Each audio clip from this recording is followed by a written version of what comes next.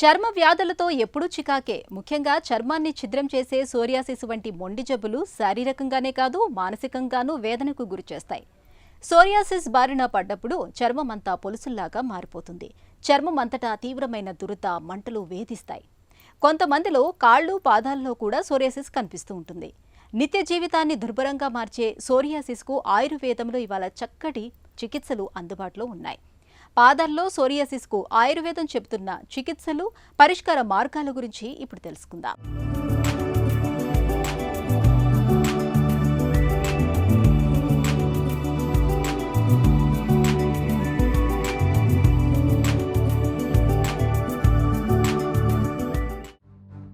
Psoriasis చర్మానికి సంబంధించిన మహా మొండి జబ్బు. దీన్నే పొలుసుల వ్యాధి అని కూడా పిలుస్తారు. దీని బారిన పడ్డప్పుడు చర్మమంతా పొలుసుల్లాగా మారి ఏనుగు చర్మంలాగా మొద్దుబారిపోతుంది. చర్మంపై తరచూ ఎర్రటి మచ్చలు, దద్దుర్లు వస్తూ మనిషిని శారీరకంగా, మానసికంగా చిత్రవద చేస్తుంటుంది. ఈ జబ్బు ఎందుకు వస్తుందనే దానికి ఇప్పటిదాకా ఖచ్చితమైన కారణాలు ఏమీ లేవు. వంశపారంపర్యంగా రావడానికి, శరీరంలో వ్యాధి నిరోధకత ప్రతికూలంగా స్పందించినప్పుడు సోరియాసిస్ వస్తున్నట్లు నిపుణులు చెబుతున్నారు. సోరియాసిస్ ఎక్కువ మందిలో తల మీదే మొదలవుతుంది. తల మీద చుండ్రులా కనిపించి కొందరిలో దానికదే తగ్గిపోవచ్చు. అలా కాకుండా కొంతమందిలో పాదాల భాగంలో కూడా సోరియాసిస్ కనిపిస్తుంటుంది. పాదాలపై చర్మమంతా ఎర్రటి మచ్చలు, దురదలు పెడుతుంటాయి. చాలామందికి కాళ్ళి పగుళ్ళు అనేవి ఏర్పడుతూ ఉంటాయి. అయితే కాళ్ళి పగుళ్ళుతో పాటు కొంతమందికి సోరియాసిస్ అనే సమస్య కూడా ఉంటుంది. అయితే ఈ యొక్క సమస్యని చాలామంది నెగ్లెక్ట్ చేస్తూ ఉంటారు. ఇది కాళ్ళి పగుళ్ళే కదా అని వదిలేస్తూ ఉంటారు.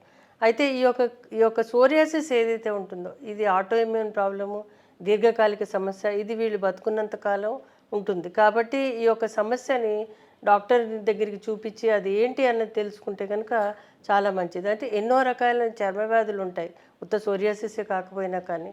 కాబట్టి అది ఎటువంటి వ్యాధి అన్నది తెలిసినప్పుడు వాళ్ళకి వైద్యం తీసుకోవడము, తగ్గించుకోవడము, వాళ్ళ యొక్క ఇబ్బంది తగ్గించుకోవడం కూడా ఈజీ అవుతుంది. ఎందుకంటే పాదాలకు ఎప్పుడైతే ఈ సమస్యలు వస్తే వాళ్ళు నడవలేకపోవడము, కాళ్ళు నొప్పులు రావడము, అలాగే కీళ్ళ నొప్పులు రావడము, ముఖ్యంగా సోరియాసిస్ సమస్యతోటి సోరియాసిస్ ఆర్థరైటిస్ కూడా వస్తుంది. పాదాల నొప్పులు వస్తుంటాయి, మడమల నొప్పులు వస్తుంటాయి. అలాగే ఆ వచ్చిన ప్రదేశంలో ఫంగల్ ఇన్ఫెక్షన్స్ కూడా వస్తాయి. ఎందుకంటే పాదాలు ఎప్పటికీ నేల మీద పెట్టే ఉంటాం కాబట్టి కొంతమంది వ్యవసాయం చేసేవాళ్ళు ఉంటారు, కొంతమంది బయట పనిచేసే ఉంటారు, పాదాలకు చెప్పులు లేకుండా పనిచేసేవాళ్ళు, కొంతమంది షూస్ ఎప్పటికీ వేసుకునే ఉంటారు. అప్పుడు కూడా ఈ యొక్క సమస్య అధికం అవ్వడానికి అవకాశం ఉంటుంది. అయితే ఇలాంటప్పుడు ఏంటంటే వీళ్ళకి ఏవైతే నిర్ధారణ చేసుకుంటారో అప్పుడు తప్పనిసరి జాగ్రత్తలు తీసుకోవాలి. చాలా మటుకు సోరియాసిస్ని కంట్రోల్ చేయడం చాలా ఈజీ. కాకపోతే వాళ్ళు నెగ్లెక్ట్ చేసి మానసిక ఒత్తిడితోటి, అలాగే ఆహార విహారాలు సక్రమంగా వాళ్ళు పాటించినప్పుడు ఈ సమస్య అధికం అవడానికి అవకాశం ఉంటుంది.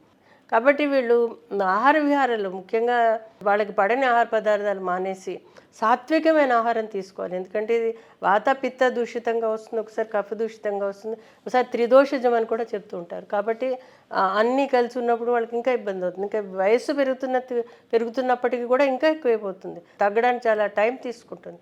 కాబట్టి ఇది ఇంతే కదా, చిన్న సమస్య కదా అని అనుకోకుండా తరచూ డాక్టర్ దగ్గరికి వెళ్ళి దాన్ని సక్రమంగా చికిత్స తీసుకుంటే కనుక తగ్గడానికి అవకాశం ఉంటుంది.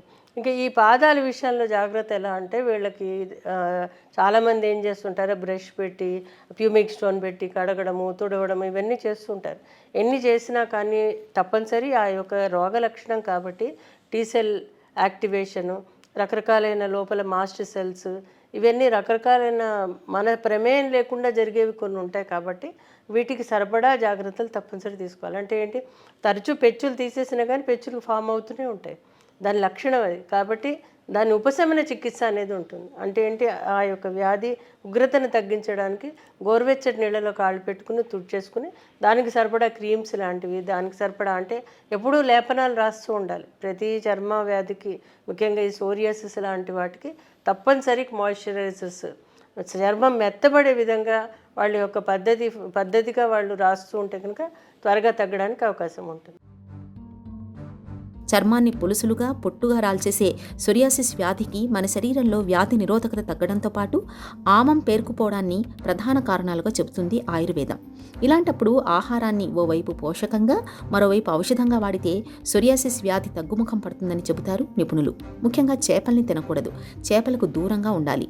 చేపలకు సొరియాసిస్ను పెంచే గుణం ఉందని చెబుతారు డాక్టర్లు. శరీరంలోని ఆమవాతాన్ని తగ్గించేందుకు పంచకర్మలు ఎంతగానో దోహదం చేస్తాయి. తరచూ పంచకర్మ చికిత్సల్ని చేయించుకుంటే సొరియాసిస్ వ్యాధి బాగా అదుపులో ఉంటుంది.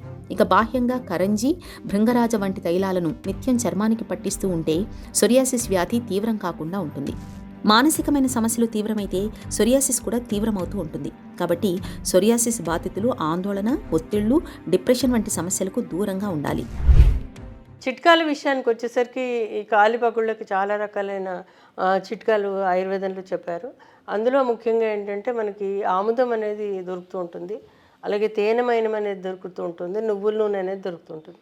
అయితే ఆముదం ఒక చెంచాడు వేసి, అలాగే 2 చెంచాలు నువ్వుల నూనె, అలాగే తేనెమైనం ఒక 4 చెంచాలు వేసి దీనంతా మిశ్రమాన్ని గోరువెచ్చగా చేసి దాన్ని కాలి పగుళ్ళు ఉన్న చోట రాత్రి పడుకునేటప్పుడు రాసుకుని పడుకుంటే కనుక అది త్వరగా తగ్గడానికి అవకాశం ఉంటుంది. ఇది కాకుండా ఏంటంటే కానుగ నూనె అనేది మనకి బయట దొరుకుతూ ఉంటుంది. ఇది కానుగ నూనెలో ఏంటంటే చర్మ వ్యాధులు తగ్గించే గుణం ఉంటుంది. ఈ కానుగ నూనె 1 చెంచాడు, నువ్వుల నూనె 1 చెంచాడు, తేనెమైనం 1 చెంచాడు, మంజిష్ట 1 అర చెంచాడు, వేప 1 అర చెంచాడు ఇవన్నీ కలిపేసి ఒక మిశ్రమం కింద చేసి దాన్ని కొంచెం కాచి దాన్ని ఒక సీసాలో భద్రపరుచుకుని దాన్ని తరచూ రాత్రిపూట పడుకునేటప్పుడు రాసుకుంటే చాలా బాగా పనిచేస్తుంది. ఇది కాకుండా ఏంటంటే బావంచాలు దొరుకుతాయి, బావించాలతో చేసిన నూనె దొరుకుతుంది. ఆ నూనె 1 చెంచాడు, అలాగే కానుగ నూనె 1 చెంచాడు, నువ్వుల నూనె 1 చెంచాడు ఇవి 3 కలిపి మిశ్రమాన్ని కాళ్ళకి రాస్తూ ఉంటే కూడా చాలా బాగా పనిచేస్తుంది. నోటి ద్వారా వాడే చిట్కాల విషయంలో మనకి నన్నారి దొరుకుతుంటుంది, నన్నారి కూడా తీసుకోవచ్చు, అది కూడా చర్మానికి చాలా మంచిది. ఇది కాకుండా చెండ్ర దొరుకుతుంది, చెండ్ర చెక్క. ఆ చెండ్ర చెక్కని కషాయంగా కాచి ఆ కషాయంని పొద్దున సాయంత్రం తీసుకుంటే చాలా బాగా పనిచేస్తుంది.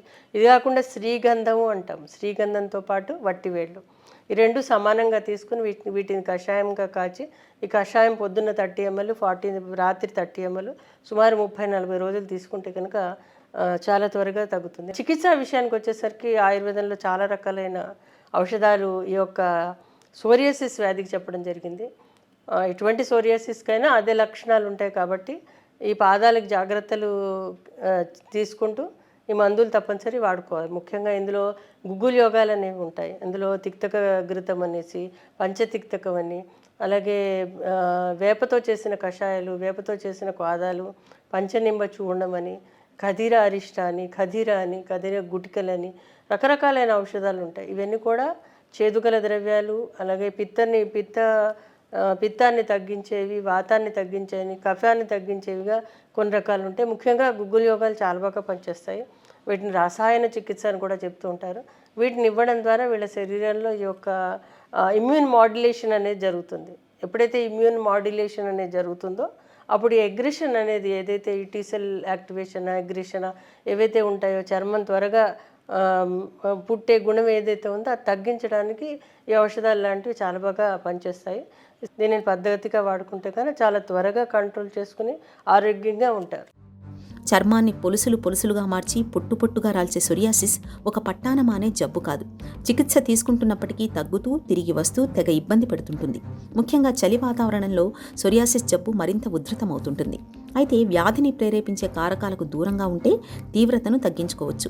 చల్లగాలికి, చల్లటి వాతావరణానికి దూరంగా ఉండాలి. మానసిక ఒత్తిడి, ఆందోళనలు సొరియాసిస్ను తీవ్రం చేస్తాయి. కాబట్టి ఈ ఒత్తిళ్లను సాధ్యమైనంత వరకు తగ్గించుకోవాలి. అలాగే ఎలర్జీలకు కూడా దూరంగా ఉండాలి. పొగ, మద్యం వంటి వాటికి దూరంగా ఉండాలి. స్నానం చేసిన తర్వాత చర్మంపై క్రీముతో కూడిన లోషన్లు రాసుకుంటే మంచిది. మానసిక సమస్యలు, గుండె జబ్బులు, కీళ్లవాతం, మలేరియా చికిత్సకు ఉపయోగించే కొన్ని మందులతో సొరియాసిస్ తీవ్రత పెరిగే అవకాశం ఉంది. కాబట్టి ఏవైనా మందులు వాడుతున్నప్పుడు జబ్బు ఎక్కువగా ఇబ్బంది పెడుతుంటే ఆ విషయాన్ని వెంటనే డాక్టర్కి చెప్పాలి. ఇలా అన్ని రకాలుగా తగిన జాగ్రత్తలు తీసుకోవడం ద్వారా సొరియాసిస్ జబ్బును చక్కగా అదుపులో ఉంచుకోవాలి.